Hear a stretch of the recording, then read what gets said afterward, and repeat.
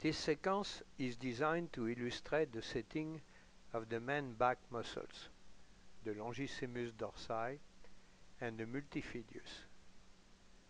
The fascicle of the longissimus dorsal are oriented oblique down and forward from the dorsal spine to the articulaire facet of the vertebra. They bridge 5 vertebrae in the lumbar region and 3 vertebrae in the rest of the thoracolumbar spine.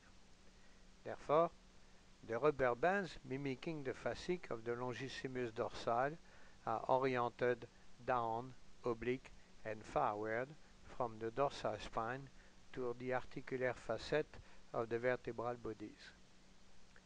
Going in the other direction, the rubber band stretching from the dorsal spine, oblique, down, and back to the articulaire facet mimic the fascicle of the multifidus system.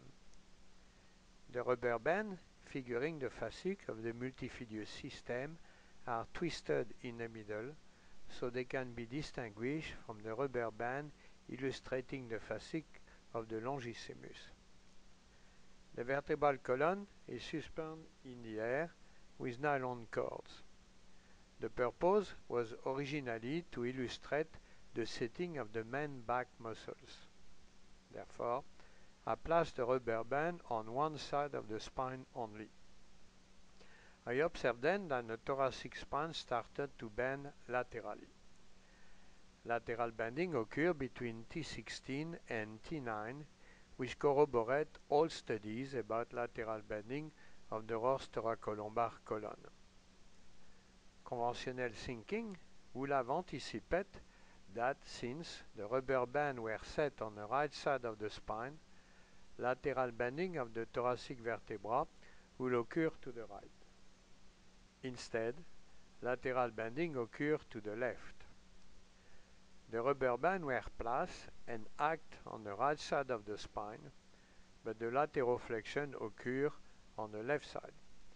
This view clearly shows the left lateral bending of the thoracic vertebra. This other view, recorded from between the ilium of the pelvis, gives another perspective of the left lateral bending. Intrigued by the reaction of this suspended metameric structure, I decided to mimic the setting of the longissimus and multifidus muscles on the other side of the specimen. I place, as much as possible, rubber band from the same length each side of the vertebra. As expected, recreating balance between right and left side of the back muscles, or more exactly in the circumstance the rubber band, straightened effectively the thoracolumbar spine. Straightening of the thoracolumbar column is primarily created by symmetry and sound coordination of the back muscles. The main function of the back muscles is to manage internal and external force.